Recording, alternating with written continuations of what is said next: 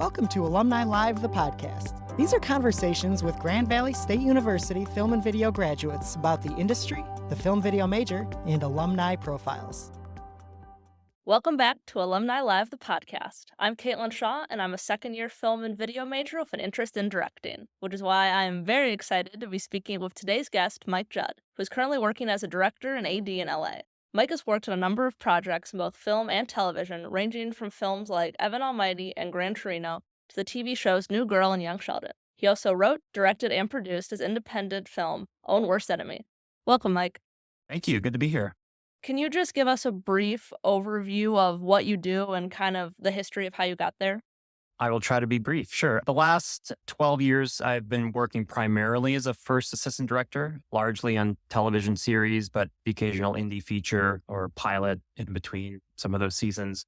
And then the last three and a half years, I've also been directing a bit on Young Sheldon, which is the show I've currently been on. In general, kind of the broad view of it, when I moved out to LA in about 2000, late 2000, started doing PA work and some non-union camera AC work. But the PA work was on largely like kind of studio films. So I was doing like Seabiscuit and The Ring and Terminator 3. So it was, being able to be on some very large film sets. And then after a while, I had enough days of being a PA that I could submit that to the Directors Guild and join the DGA as an assistant director. And it just kind of kept going from there. Did you always know you wanted to work in film and television? I wouldn't say always. I didn't. When I came to Grand Valley, I didn't even really know what I was going to get myself into. But my roommate at the time and friend Dan Peretti and I both kind of were film buffs and thought that we should start writing screenplays. And somebody introduced us to the film program and gave us a tour. And then in order to take the screenwriting class, which we wanted to do, we had to take the beginning production class. And by that point, I was hooked. And I liked all aspects of production, editing, shooting, all of it, and ended up interning at a cable access station, WKTV in Grand Rapids area. And then after I graduated, I did some freelance stuff in Grand Rapids and also worked at WCZM as a morning cameraman. So it was all production. It was all fun. It was all something new every day. And then happened to run into a few other recent graduates who said they were moving out to LA in a month. And I think jokingly asked, do I want to join them? And I said, I think I do. I was kind of, the studio news situation had gotten a little tedious. Just, every day it was you're kind of doing the same thing. So I wanted to kind of explore and give it my shot at working in LA and see if it would work out, knowing that I could always come back. So, are you still in contact with any other alumni from your GB days? Not so much. My closest friends were not film students, really, the ones I keep in touch with the most. But there are a few out here that I've stayed in touch with. And some that actually I've met out here are probably the ones I are more in touch with, like Jeremy Howe, who's also a writer and director on Young Sheldon, who came up to me, I think, season 1 after an early table read and said, hey, we went to the same college. So we're pretty close. There's another alum named Tommy O'Rourke, who is a writer, director, who just had a screening of a short film he did a couple weeks ago. And the reason I know him is his wife was a hairdresser on Young Sheldon. So it's kind of like weird circles like that. But I got to go out and see his short film and hung out afterwards. And there are other Grand Valley people there. So it's always around, even though that core group that I came out with have all kind of moved on. There's quite a few of us out here now. Can you briefly describe what it means to be an AD on a television show? So it's similar in TV and film, but typically, you'll have your assistant directing department. A lot of times you'll have 3 ADs. You'll have maybe even 4 or more, depending on the size of the show. But the basic breakdown is, you'll have a first AD. In episodic television, sometimes you usually have 2. So one is prepping while the other one's shooting, and you kind of keep flopping. And you have a different director and you go back and forth. And you'll have a key second. The first AD, what I've been doing largely is get the script, break it down into a schedule. What's the most efficient way of shooting this however many page schedule to keep it on budget? Then through the whole prep period is kind of fact finding. You're taking meetings with the director and different department heads, like prop meetings, wardrobe meetings. Maybe you're meeting with the stunt department and doing stunt rehearsals and just really trying to get all the questions answered before you start shooting.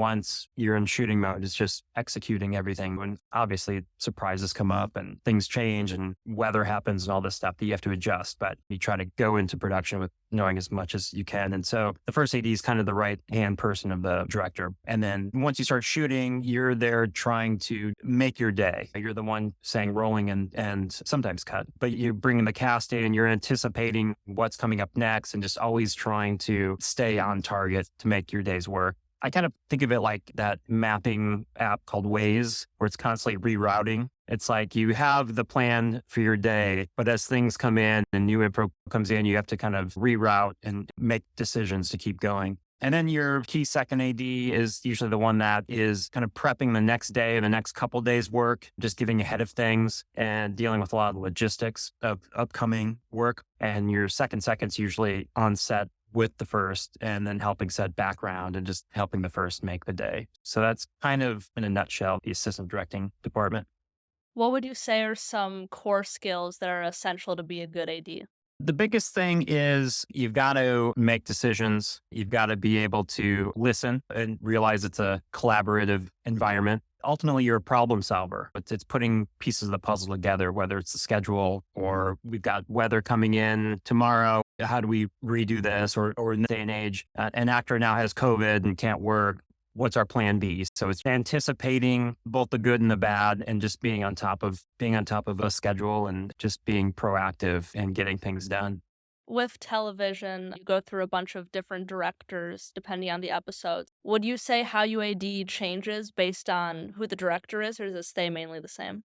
Well, I think part of being an AD is part of it's your personality. So there's only so much you change, but different directors do require different things. All of them kind of work a little bit differently, especially when you're on a series like I have, where we've had multiple seasons and sometimes you get a new director in who's completely new to the show. Or even film crew, after they've worked together a bit, they have kind of their own shorthand and their own kind of way of doing things. It all looks the same from an outside observer, but there are little differences and like what the showrunner is going to like. And so I've had some directors that I'm literally in prep, I'm acting out the scenes with them. We go set by set and we're just like, this person here is here. And I'll literally be reading the script with them, trying to figure out the blocking. Some are kind of just poke their head in, okay, get the lay of the land, and they'll do it more in their head. I kind of feed off of them and their personality and how much they need from me. But in television, it's a bit of a moving train. It's like that episode, there's an air date, it's going to happen. And if the director, good or bad, the show is going to air, the rest of the crew is going to rise up and get the episode made. So if they're not prepared, the DP, the first AD, the writer, you kind of fill the voids. It's a little bit different when you're talking with film where the director has more of the final say. It's their project, whereas in television, it's the writer and the director's more of a hired gun really to come in. And as a guest, basically sometimes you get a producer director who will direct a good portion of the season, but is there every day to help guide some of the newer directors to the show. And largely they're kind of guests. You've both directed and AD'd throughout your career. How would you say being an AD has informed how you direct or vice versa? Well, the one thing that it does is because as an AD, I'm hyper aware of the schedule and kind of the pace of the show. So when I'm directing, I'm able to kind of get my shot lists. I can kind of structure them in a way that I can do it more efficiently. So for example, scene A, if I start in one direction and then turn around looking the other direction, then I know that in scene B, I can start in that same direction. Or I know that I can combine those scenes and run them together. So we're saving lighting setups, stuff like that. I would do as an AD anyways and recommend that to a director. But when I'm directing, I can kind of just take that element out because I know that's going to be the most efficient way to do things. And then on the flip side of that, being in the director's chair and especially being in the editing room and seeing what stays in and what gets cut, you have a bigger appreciation of when you should allow more time to a director to finish a scene or when you can be like, I think we've got enough, we can move on and say it with a bit more authority because I've been in that position and I'm not just the nervous AD who's looking at his watch and we need to move on. I get a sense of, what we need and what we don't need a little bit better. You mentioned that when you moved to LA, you started off as a PA and then you kind of worked your way up to assistant directing and directing. Can you kind of talk about what the process of that was like? It's a very tricky process to join the Directors Guild. It's almost easier to join as a director, do an independent film and become a signatory. But to join and get in as an assistant director, there's a couple paths. The one path is to try to get into the trainee program, which is something they do every year based in LA and New York. And they accept 8, 10, 12 people to become trainees, and they put them on film sets or TV sets as a trainee, which is basically kind of like a PA position / AD position. And then on the weekends are taking seminars and learning different parts of the industry. That's one way. And it's a faster way to get in, but it's hard to get into the program itself. And the other way to do it is through PAing. But the tricky thing is if you accumulate 600 days of PAing, set PA, and it has to be on certain things too. It has to be kind of like a DGA type of show, a film or TV show. You can submit those, save all your paperwork, your call sheets, all that. And you actually submit it to the New York side of the guild, the contract services there. And if they approve it, then you can join the guild, but you get in as a second AD, a commercial second AD based in New York, which obviously if you live in LA, it doesn't make a lot of sense, but that's the way in. So the next step is, for me, I was living in LA. I could only work on commercials or low budget agreements where you could kind of have a waiver for me. Everything else had to be out of the state. So either do 150 days as that AD, 75 of which have to be commercials, or you can just do 400 days like a low budget film or out of town movie or something like that. And then you resubmit to the New York side and they'll bump you up to a commercial first AD, which then you can come on to the Southern Cal list as a Southern California qualified second AD. I've already gone way too in the weeds on this. It's very confusing. Happy to answer any listeners' emails on how to further do this because it is a very, very confusing process. And that period from when you submit your PA days to when you're actually able to work in LA, where a lot of you wanted to end up being, can be a very long process. For me, it was 3 years. That was pretty good. I was basically doing one movie out of town a year and finding some commercial work to kind of fill those additional requirements. But it's a tricky process. Why did you decide to join the union? I kind of got burned out a little bit on PAing at some point. And then I got called to work on The Aviator, Martin Scorsese, as a PA. And I was like, well, I can't turn that down. I mean, it's Martin Scorsese.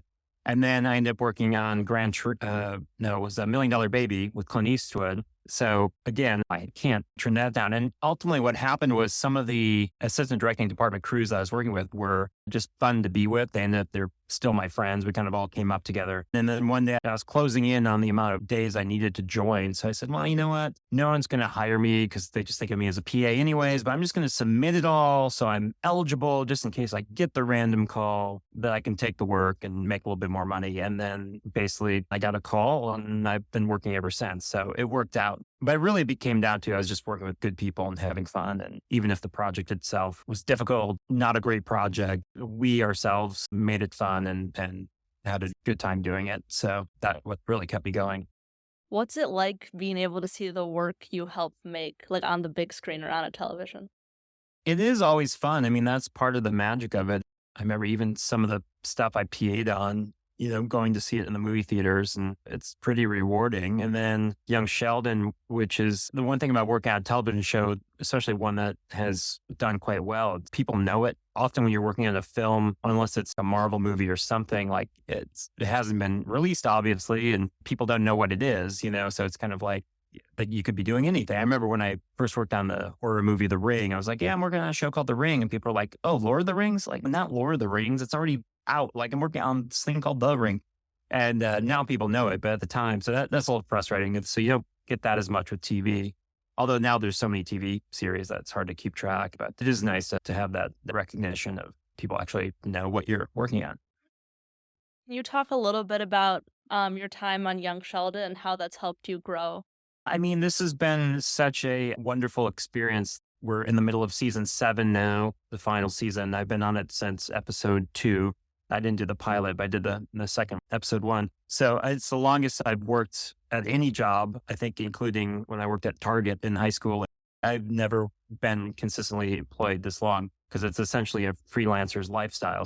It's been incredible. It's a show that my kids like, my mom likes. It's such a broad appeal.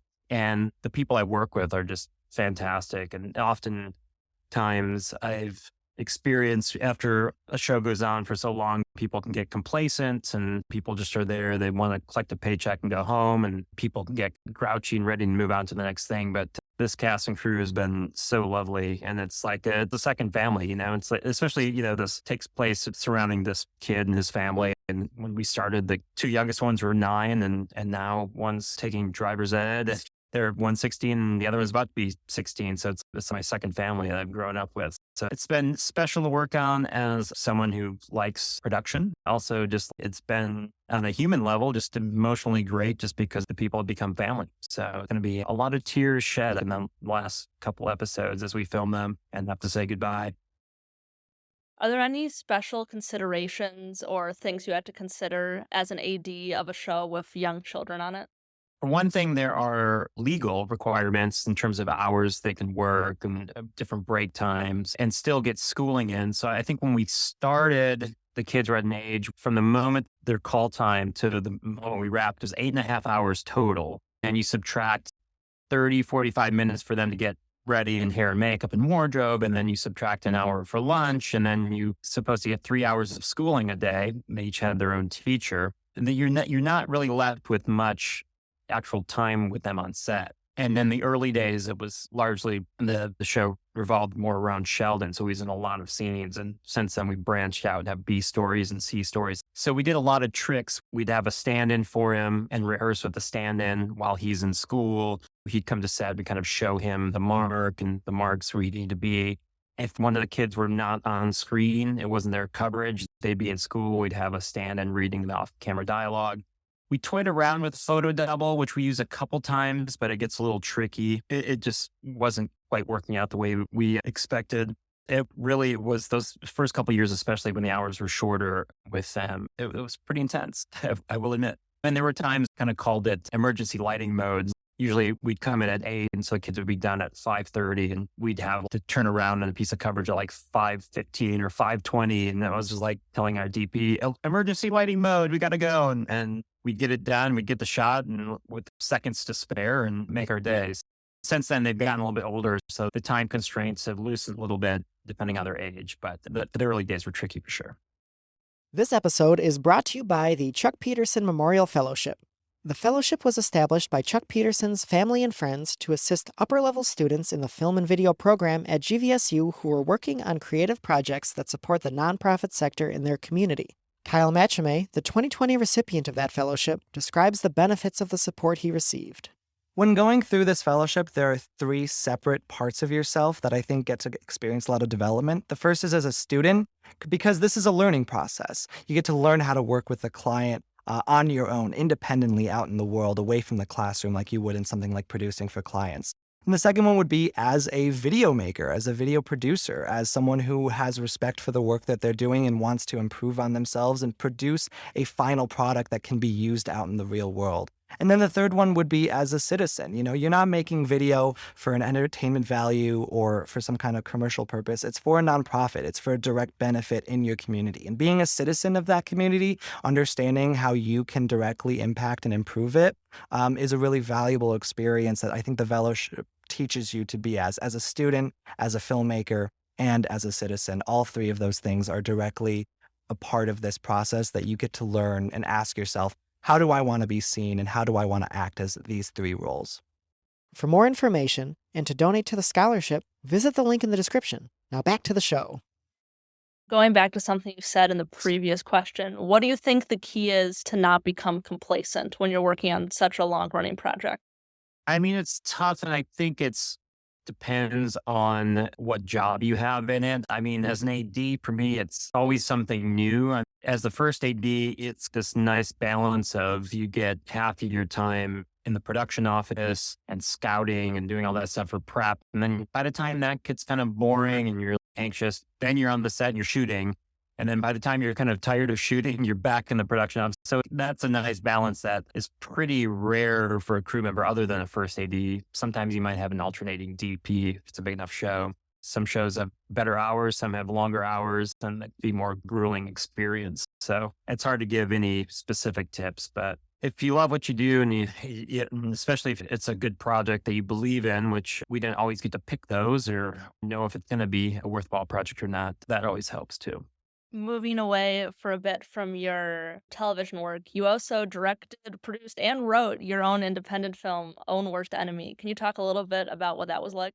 Yeah, that was great. I had a little hiatus between the second to last and the last season of Desperate Housewives. And I was going from a second AD bump up to first AD that next year.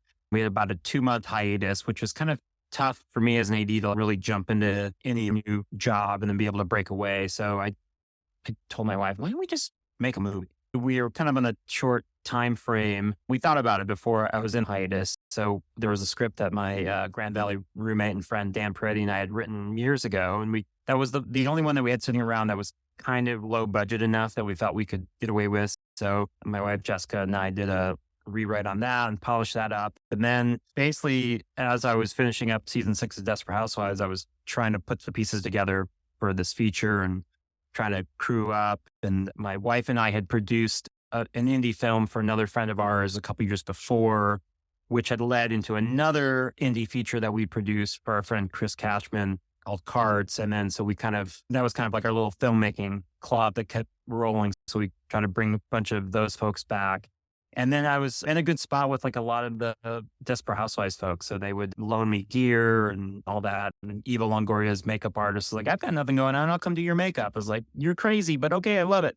And so the hiatus came about and we shot in like 13 days or something like that. Just really run and gun. It was tiring. Like my name was on the truck rentals. At the end of the day, I'm loading the truck and driving it home. And our oldest daughter was just a year and a half, 2 years, which we were like, why didn't we do this before we had kids? This is crazy. And then, edited it home and found some folks to help us in the post process. But it was very cathartic. It was something we'd wanted to do for a long time. And the fact that we did it. We had a screening and played in some small festivals, and it's up there on various random streaming services. It was a great project. Do you have a favorite memory from that whole process? I'm trying to think. I think it was maybe even day 1 or day 2. We were filming at our house at the time and we had kids. And so I brought some other kids over. I just remember like my wife and I on our couch watching Video Village with our little baby holding her. I'm like, the crew must think we're nuts. Like we're at home, we're swaddling a baby. They must think we're crazy. And then, I had this vision that the shooting day would go really swimmingly well. And we would we'll just wrap and we'll go pick Eva up from daycare. And clearly that wasn't going to be the case. And just everything that happens in production. So I was like, Mom, you got to come out here. I flew my mom out so she could help babysit for a couple weeks. Our crew was maybe 10 or 12 people. It becomes almost a family affair. And everyone's kind of helping you grow and get there. And people are bringing ideas and coming up with some amazing stuff that you're just asking people to do stuff with very little money. Just the inventiveness of it is fantastic. What's your biggest advice to someone who wants to make an independent film while balancing that with all the other crazy aspects of life you have to balance? Part of the thing that's great nowadays is the technology has become much more accessible. When I was at Grand Valley, it was either you're shooting on really crappy video or very expensive film. Now my iPhone is better quality than the stuff I was filming there. There's so much accessibility for it that I think even just getting out there and shooting short films and just doing whatever you can to kind of flex that muscle, because at the end of the day, it's a craft and you just have to keep working at it and following it through the posts and kind of seeing it. It's all a learning process that you can read about, but once you go through it and you kind of see how that whole process works and you just keep building on that. For me, it's try to write a script that you can accomplish on a low budget if you don't have the money coming in, which nobody really does, because you can end up spending a lot of time just chasing down the money. For me, with that film, it's something that we can shoot. We have a few set pieces in that, but it's largely in our friends' homes, our home, and stuff like that. Just stuff that we can accomplish fairly cheaply and easily. What are some of the main differences working on a studio set versus an independent film set? I was joking the other day, I saw something online, people walking, carrying some equipment saying hot points, points, points. And I feel like you only hear that on low budget sets. I think a professional set, someone always will just walk in front and say, hey, we got something heavy coming through here. Just watch out, and there's not a lot of screaming like that. So that's kind of the joke answer of it. Part of the thing with studio sets, if you have that money, I mean, I'm always amazed at how fast we can do things. But then I realized, we have entire rigging, grip, and electric crew that are pre-rigging everything. So by the time like we as the shooting crew walk on the set, they're not laying cables and doing all these things that you have to do in an independent film. Once you wrap, those guys are taking 5-10 minutes, maybe loading the truck. If they're on stage, they're kind of walking away and they're going home, and you're largely on location. So you're wrapping out of there, you're wrapping to the trucks, you're coiling cables, you're doing all, and it's just a lot more time to spend, and people are in overtime. So your producers wanting you to wrap early because they have an hour and a half to wrap to the trucks and get out of there, et cetera. It's just those type of things that you come up against in independent work as opposed to bigger studio films. I find your first part of that answer very funny because in my lighting class last week, we were saying points to each other as we move stuff around. I've heard it coming up and stuff. I was reflecting on them. Like, you don't really hear that on any of the sets I've been on recently. It's always been on these indie films. That's interesting. So you have achieved something that so many of us dream of. You have moved to LA and you're working consistently. So what would your advice be to someone who wants to move to LA? Unfortunately, I'm old enough now that I can say things were different when I moved out here. The biggest challenge I see now is just it's so expensive. When I moved here in 2000, it was expensive in terms of coming from Michigan, but it was still reasonable. My first apartment, we got a 4-bedroom, 2-bath, and the 4 of us were all from Grand Valley. We each paid $350 a month, which was amazing. So I think unless you know somebody out here or you have a trust fund, you really need to find somebody to room with, 1 or 2 people, just to make the housing, largely because it's a freelance situation. You never quite know where your next paycheck's coming from. And on top of that, there's a bit of a culture shock of just coming to a big city like this that's much different than anywhere in Michigan. So that doesn't appeal to everybody. The first year I was out here, I got hired on a few things, but a large amount of it was like day playing stuff. I would get called for a couple days here and a day there. And it was exciting because I'm going to different films and stuff, and kind of frustrating because it was kind of just so piecemeal. But at the end of, those first couple of years till I really got staffed on a film, it was like, oh, okay. But I met so many people, and that's where the calls started coming in. Because especially the PA positions, that you're one entry level position that's not union. So it's a easier one to get into. And a lot of times if you're on a movie, oh, we need a couple more PAs that day because we got more extras or whatever. Who do you know who's not working? So a lot of times it's like, oh, I just met this guy, Mike, on this thing I did last week. I'll call him. And the next thing you know, you're working on that set and you're meeting that staff and those people. So that's kind of like where a lot of the jobs come in, and just putting yourself out there and saying yes to opportunities. What advice do you have for students who want to direct or AD in the future? For directing, just keep shooting stuff. I would say, even if you're not a writer, find someone who's a writer. And even if it's a short, shoot it. I would look beyond just your kind of peer group for actors and try to find maybe some local theater actors or something in the area to work with, just to kind of get out of your comfort zone a little bit. A lot of people recommend taking, as a director, just taking an acting class just to kind of see the other side of it, which is good advice. I've never done it, but I think it would be helpful because you get directors of all types, some that are like very techie and into the camera work and all that, and some that just maybe come from a theater background and love to work with cast and actors and not so savvy with the camera. That's my advice for directors. ADing, it's kind of in many ways a thankless position. I mean, no one comes to film school saying I want to be a first AD. Typically, I didn't even know what one was when I started at Grand Valley. So I think there's always people shooting films, and someone needs to schedule them and take on some of that responsibility from the director in terms of when do the cast show up and how long before we need them in this scene. So I don't think there's any way you wouldn't be able to at least volunteer as an AD to get some experience under your belt. And there's not as big of a non-union world out here much anymore. There used to be kind of like, I did some non-union camera AC work and stuff like that, but it's now there's so many low budget agreements with the unions to keep their folks employed, which makes sense. But that used to be kind of a way into kind of a breeding ground in the industry as well, just cutting your teeth on some of these non-union films. There's still like a lot of horror films like that are non-union. Out of curiosity, what was it that made you realize, like, oh, being an AD is maybe the role for me? Because I know you mentioned that wasn't something you even knew existed when you first started. Well, with every level, when you PA, you're part of the assistant directing department. So you get a little bit of experience. I mean, a lot of the early jobs were like you'd be stuck in extras holding, getting the extras ready and signed in and signed out and through the lunch line and all that stuff. And that's not really fascinating work. But then the closer I got to actual work and like kind of the scheduling and then even just setting the background and on set, the extras and giving them background stories and stuff to really flesh out the scene, that helped. That's a bit of the creative part of the job. And then getting into the scheduling and even just doing the call sheet as a second AD, that all appealed to the problem solving part of my brain that I enjoy, just fixing the puzzle. And even now I'll get it depended on the script. Some scripts I break it down and it all kind of falls into place rather naturally. And some they're just very tricky in how to schedule it the best way. You can really schedule yourself into some really bad days on set. One of the first jobs I did as the first AD on Desperate Housewives, I was very confident that we could make this one location day within our allotted time. And of course, we had a couple technical delays, but we ended up going really, really late. And I remember looking at the producer saying, well, how many more days like this do I have before I'm no longer the first? He said, not too many. So I quickly learned how important that scheduling process is. Triggers some part of my brain that I enjoy, that problem solving aspect of it. My final question for you is, what is some advice you wish you had known when you were younger?